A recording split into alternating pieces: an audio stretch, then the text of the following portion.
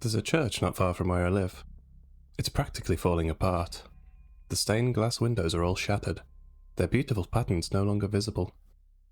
Leaning at a precarious angle, the spire looks as though it's inches away from collapsing, falling to the ground and crushing the neglected structures beneath. Maybe it would have been better if it did. Sitting alone atop a large hill, it cuts through the horizon like an eyesore. It's been that way for as long as anyone can remember, abandoned for years now. No one goes there at all. The place has been condemned, but as of yet, there's been no demolition crew sent to knock it down. It's just been left, discarded. You'd be forgiven for forgetting it even existed, sitting there silently. That is, until around 11 p.m. At exactly 11 p.m. each night, the bells in the abandoned tower ring out, resonating throughout my village, sounding exactly 11 times before being cut abruptly short. Nobody talks about it. They just try their best to ignore it. I've asked my parents about it several times, but each time they've gotten cagey and told me not to worry about it, before quickly changing the subject. When I was younger, my best friend Todd and I attended the local Catholic school in the village.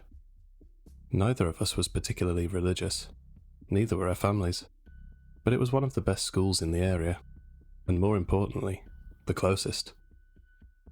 We were playing in the playground one afternoon, pretending to be explorers with a couple of sticks that we'd found. Todd was the lead explorer, and I was his trusty first mate, setting out on an epic adventure.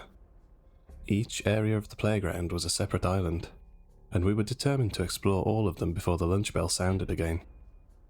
We'd explored most of the playground when we bumped into Johnny. Johnny was a few years above us in school. He was friends with Todd's older sister. He was walking the other way towards a large group of his friends, waving as he saw us. "What are you guys doing?" he said inquisitively, raising an eyebrow and casually gesturing to the sticks in our hands. "Exploring," Todd shouted back in a gleeful voice. "We've got hiking sticks and everything." "You guys are so strange," said Johnny, rolling his eyes. "No wonder no one thinks you're cool. If you're going to explore, there are way better places than here." "Oh yeah?" said Todd. "Like where then, smart ass?" "Ever seen that abandoned church at the top of the hill? The one that's collapsing? Well, Gavin, the guy who works at the convenience store by the petrol station, told me that there's something about that place. Apparently, some priest, Father Davis, went mad there years ago. You know, full on insane. He started raving about demons in the walls and voices whispering to him at night. Proper paranoid stuff. Anyway, one evening, the bells rang at 11 p.m. Davis apparently never normally rang them after 9 p.m. as he didn't want to keep everyone in the village up, so everyone thought it was odd. They rang 11 times before stopping dead. A bunch of guys from the village went up there to check on him, to make sure everything was okay. I guess they thought he was calling for help or something. They found him there, hanging. His neck tangled in the ropes of the bell pulls. He jumped from the platform at the top with them tied around his neck like a noose. The weight of his hanging body was what caused the bells to ring as it frantically flailed and jerked. Anyway, Gavin told me that Davis's ghost still haunts that place, wandering around ringing the bells at 11 p.m. He said that anyone who stays there till 11 p.m. is never heard from again. Pretty creepy, huh? "What a load of bull," Todd loudly interrupted. "Ooh, spooky Father Davis. That story's older than me. Everyone knows that's made up." I'm not gonna lie. Johnny's story had unnerved me. As I said, we went to a Catholic school, so stories about the abandoned church were somewhat of a taboo subject. Everyone in the school had heard them though. Rumours of suicides, something sinister living in the church, ringing bells each night as though in eternal torment. They were kind of a local legend, but nobody seriously believed them. Still, I'd not heard this version before, with the gruesome details about Father Davis's demise. Nor the warning about people who stayed there till after 11 p.m. The whole thing sent a shiver down my spine. "Bullshit, are they? Well, if you're so brave then, I'm sure you'll have no problem staying the night then, will you?" Johnny leered, a smug grin flashing across his face. "Damn right I won't," Todd said defiantly. "But if I can stay the night there, then..." Taking a moment to think, Todd continued, "I get your PlayStation." "Haha, yeah, whatever. I'll believe it when I see it. If you stayed the night there, you can have a PlayStation. You won't do it anyway," Johnny laughed. Just have it ready for Monday, and bring your games. You won't need them anymore, said Todd cockily. Just then, the school bell rang, signalling the end of our lunch break. We joined the throng of other children making their way back inside. As we walked through the corridors to our classroom, I shook Todd's arm nervously. You're not actually going to the church, are you? I asked, hoping that Todd's bravado had all been for show. Yeah, I am. I've got a PlayStation to win. Why, you chickening out? Wait, what? Since when was I involved in this? I asked, taken aback. Since 1, you're my best friend, so I assumed you'd want in on this action. And 2, I need a witness to prove to Johnny that I've actually done it, said Todd, matter-of-factly. Can't you just take a picture or something? I asked, a pang of hope in my voice. You're not chickening out on me now, are you? Come on, you don't really believe all that crap about that place. It's not real. The place is just old and falling apart. There's no such thing as ghosts or ghouls. There's probably something living in the bells or something. Not undead preachers, said Todd. Although he tried to hide it, I could make out a slight tinge of annoyance in his tone. A pang of guilt welled up in my throat. Todd was my best friend. He was determined to do this, and I was trying to worm my way out of going just because of some spooky made-up story that I'd heard. I sighed heavily. Okay, fine, I'll come, but I gotta go on the PlayStation when you get it. We spent the rest of the afternoon trying to come up with a way that we could both sneak out without our parents becoming suspicious. After tossing several ideas back and forth, we settled on telling each of our parents that we were staying at the other's house. That way, they wouldn't worry about where we were, and we would be free to go and stop in that church before making our way home in the morning. The end of school came and went, and before long, it was beginning to get dark. Todd and I had agreed to meet at the entrance to the footpath that leads to the abandoned church, at 5 p.m. I had made it there with plenty of time, telling my parents that Todd was expecting me at 4:30, just to make sure that there would be no hold-ups. I was standing, waiting for Todd, fidgeting with the straps on my backpack, when I found myself staring at the church. Something about it made my skin crawl. I don't know if it was the decaying appearance of the place, the eerie stillness in the air, or the oppressive size of the ruin. The story Johnny had told us earlier in the day floated to the front of my mind. As my eyes traced their way over the leaning spire, images of a man hanging from the bell pulls twitching and flailing in my mind. Shaking my head, I tried to brush them off, but I still couldn't shake that unnerving feeling I was getting. A voice from behind me made me jump, snapping my attention back to the here and now. What a shithole. Todd strolled up next to me, supporting a large backpack. Well, let's get this over with, he said, before beginning to make his way up the path. We walked for a short while along the neglected path, forcing our way through overgrown sections of brambles and weeds before we came to a large chain-link fence. It spanned the entire path, stretching on as far as we could see in either direction. A large yellow sign affixed to the closest panel read, "Warning, condemned, keep out." Another wave of apprehension washed over me as I read it. We really shouldn't be here. Even if it wasn't haunted, it wasn't safe. I turned to voice my concerns to Todd, but he was already halfway up the fence, pivoting himself over before dropping down carefully on the other side. Come on, get your ass over here, said Todd with a smile. Fighting with the warning screaming around in my head, I tentatively climbed the fence, swinging over and dropping down into the overgrown grass on the other side. I could see all of the church clearly from here now, its large, imposing figure looming over us.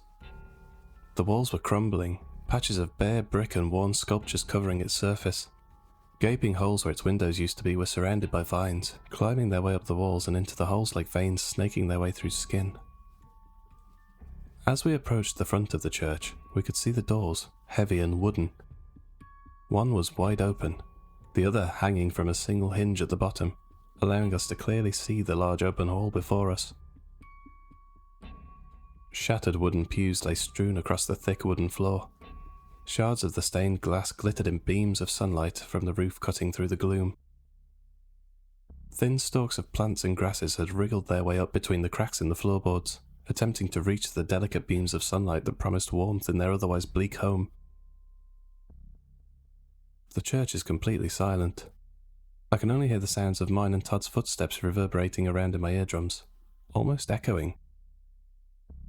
There's a musty smell that seems to be emanating from beyond, the stale smell of age and stillness. As we make our way through the broken doors, that stench getting stronger, I have to force myself to step over the threshold. There's something about this place that feels oppressive. I'm not sure if it's the rundown look of the place, the fact that I can see the spire through the sections of the roof leaning there, threatening to fall at any minute, or if it's something else. Either way, I can't help but feel like we're not welcome. This place wants to be left alone. "Well, let's have a look around. I get first pick of the bedrooms," said Todd jokily, as he set off deeper into the hall. At the end of the hall, some distance away from the back wall, was the crumbling stone altar. Much like the rest of the building, time had not been kind to it, wearing away entire sections, so now it resembled a large boulder rather than a solid slab. Still, my attention was focused not on the altar, but on the colossal structure behind it. At least 18 feet tall, made of what looked to be solid, thick wood painted a dark black, was a crucifix. As we got closer to the altar, it seemed to loom over us oppressively. Something about it made the hairs on the back of my neck stand on end. "Right, it looks like there are 2 doors," said Todd, gesturing to the large wooden doors on the back wall either side of the altar. Imitating Fred from Scooby-Doo, he continued, "So let's split up and look for clues." Eyes darting between the 2 doors, I couldn't help the feeling of unease that had clung to me since we started up the path. "Do we have to? Can't we both just check the same one?" "What, are you scared? There's nothing here. Listen." Todd held his hand to his ear and strained his face in exaggerated concern. Silence. "See? Nothing. If you see something, just shout me and I'll come save you." "Whatever, let's get this over with then," I said, exasperated. Todd was my best friend, but he knew how to push my buttons sometimes. Tentatively, I made my way over to the door on the right of the altar, that feeling of apprehension growing stronger with each step. Reaching out my hand for the handle, brushing off a large layer of thick dust before grasping it firmly in my hand. The metal felt cold to my touch, rusted in places where the paint had been peeled away over the eons. With a great deal of effort, I managed to convince my protesting hand to turn the handle. It didn't budge, its round form staying perfectly still as though it firmly locked. I tried again, jiggling it back and forth in case it was seized. After all, it must have been years since anyone tried to move it. "Whoa, dude, check this out," I heard Todd shout from the other end of the hall. Looking over, his door was wide open, his grinning face sticking out from just behind it. "You're not going to believe this." Intrigued, I made my way over to his room, noting the smell of age and decay that seemed to have suddenly intensified as though it was cascading through the now unobstructed opening. Passing through the stone frame, I was able to clearly see what Todd was in awe of.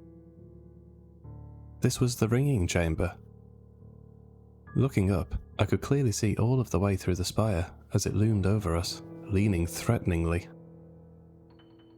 The bells at the top were shining in the now setting sun, their ropes dangling down like thick tendrils, time fraying at their edges. As I stood there in awe, staring at the tower above me, I couldn't help but notice the eerie feeling crawling across my scalp. Images of Father Davis floated to the surface of my mind, his lifeless body tangled in the snake-like ropes, bouncing to the tune of the bells. "Pretty cool, eh?" asked Todd expectantly. "What was behind your door, anyway?" Nothing. I couldn't get it open," I replied, not taking my eyes off the ropes above me. That sucks. Well, looks like we have a choice of rooms tonight then. This one, or the big one? I don't fancy staying directly under the leaning bell tower of pizza, personally. Call me crazy, but I don't want to wake up buried by crappy ancient churches, said Todd as he began to make his way back to the main hall. Satisfied with our exploration of the only 2 rooms available to us, we set up in the main hall, ready to stop the night. I was less than thrilled with staying in here, to be honest. The main hall, or the ringing chamber, they both had an oppressive, eerie feeling to them, like there was something watching me. We set ourselves up by the altar, between the 2 rooms. We'd had to be careful exactly what we'd taken with us, so as not to arouse suspicion from our parents. but each of us had managed to bring a lamp, some blankets, as well as a few snacks. Pretty soon after that, it began to get dark. We could barely make out the end of the hall in the dim lamplight.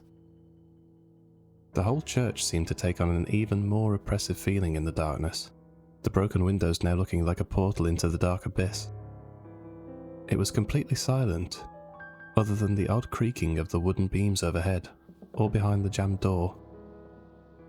The first time I heard them, I nearly jumped out of my skin, a loud crack echoing through the dark silence. Todd was in hysterics as I jumped to my feet, looking around frantically for the source of the sound. "It's just the old building settling. Either that or falling apart. Either way," he laughed. My heart rate beginning to slow down slightly, I sat back down, although I could still hear the blood pounding in my ears. We sat there for hours, passing the time by talking about what games we would get for our new PlayStation, or making jokes at one another. It was almost enough to make me forget where I was. Almost. Occasionally, as we were laughing, I could swear I felt a cold whooshing of air rushing past me, causing the hairs on my neck to stand on end. The air in here was still and cool, for the most part, so the freezing wind always came as a shock. I asked Todd about it, if he'd felt it too, but he just shrugged. "It's an old building, dude. All the windows are smashed." I opened my mouth to reply, when a sound reached my ears and stopped me in my tracks. It seemed to resonate through me, as all of the colour drained from my face and I felt the cold wind again. The ringing of a bell. I stared at Todd, wide-eyed, looking for some kind of reassurance. His face mirrored mine, shock and fear spreading across it. The sound of the clanging bells resonating through us. Before I could even think, Todd got to his feet, making his way towards the ringing chamber. "What the hell are you doing?" I managed to force out in a whisper. "I need to see what it is. This has got to be in our heads or an animal climbing the ropes or something," Todd replied, but the tremor in his voice betrayed his confidence. He turned and quickly began making his way to the door to the left of the altar, swinging it wide open. I was paralysed with fear, the bell tolling again, echoing through me. Summoning a great deal of effort, I forced myself to stand, start moving towards the now open doorway. I needed to get to Todd. I didn't want to be alone here in this decrepit place. I broke into a small run before rounding the doorframe and entering the ringing chamber. What I saw made me stop dead in my tracks. The ropes, previously still and frayed, were now bouncing violently to some kind of sick, unknowable rhythm. A fetid stench filled the room, the smell of age and rot filling our lungs. I could see Todd just ahead of me, his face pale, his eyes wide, his gaze angled upwards, staring.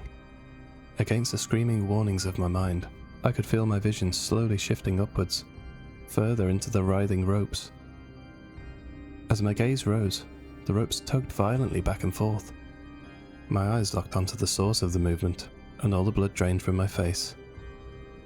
At the centre of the massive flailing tendrils, I could clearly make out the puffy blue face of a man. It was flailing and jerking erratically, throwing its limbs in violent, desperate motions. Wide, bloodshot eyes were rolling around, bulging in their sockets. A stream of blood trickling from the nose and open mouth. A thick rope was wrapped tightly around its neck, causing it to jut out at an odd angle. Clad in a black Cossack, its withered blue hands were clawing at it in a desperate attempt to get free.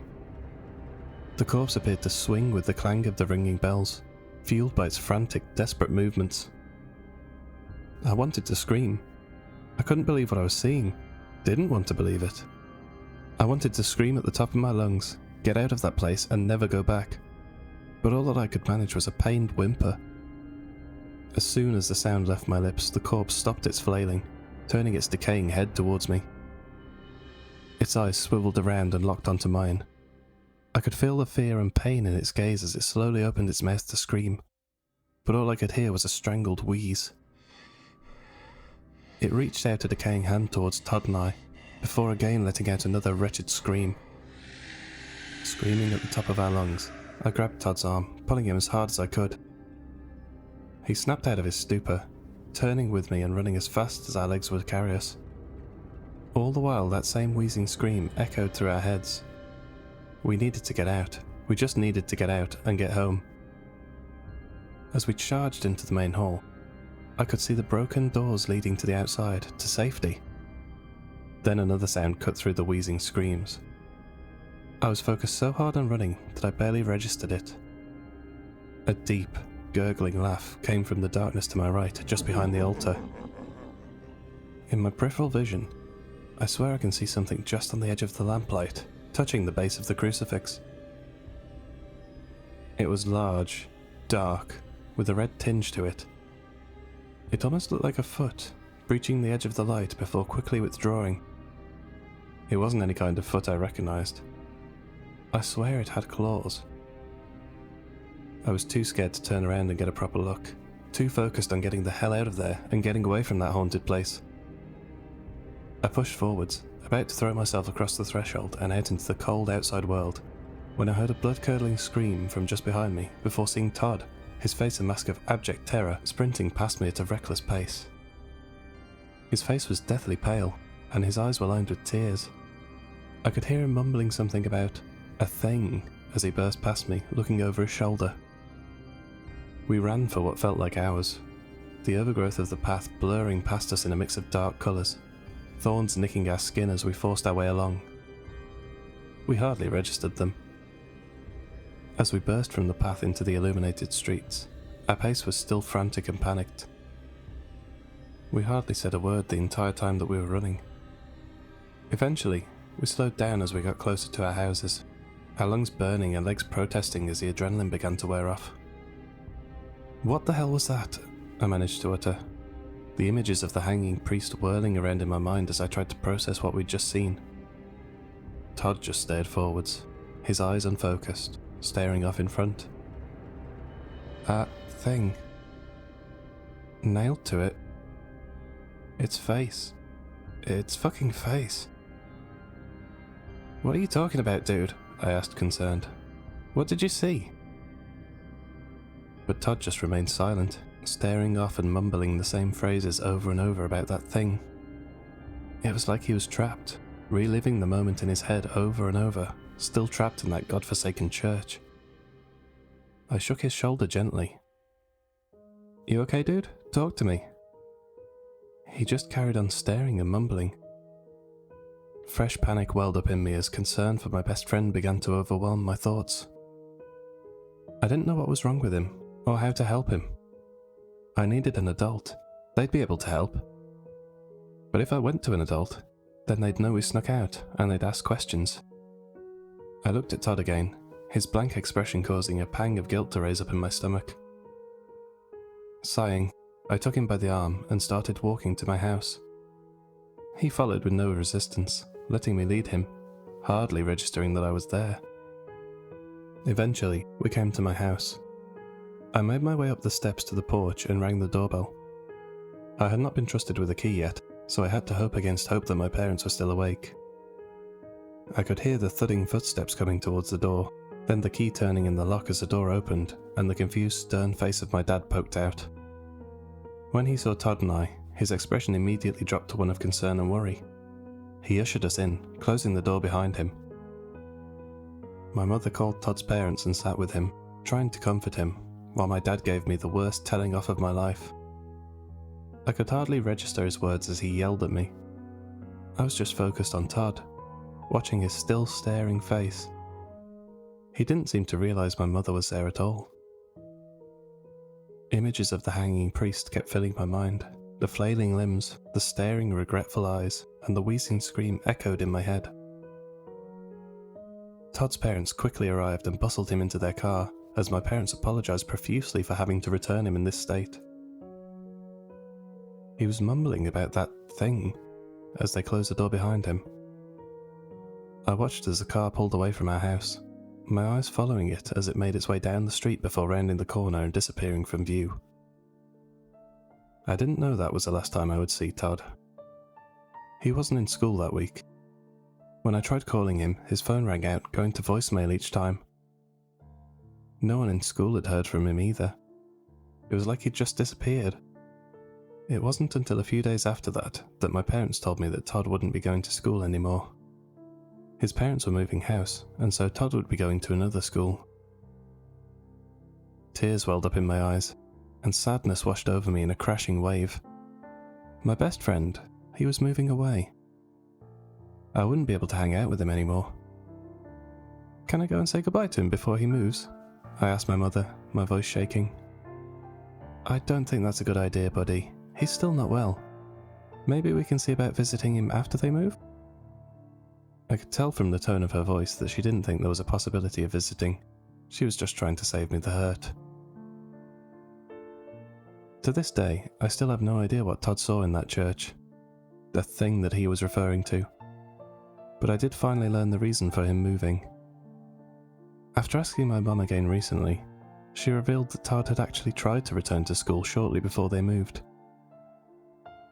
His parents had driven him to school and were walking him to the main reception, when Todd's eyes locked onto something and he began shivering before falling into a full-blown panicked fit, screaming hysterically, his eyes wide with the same fearful expression he'd worn that night we visited the church.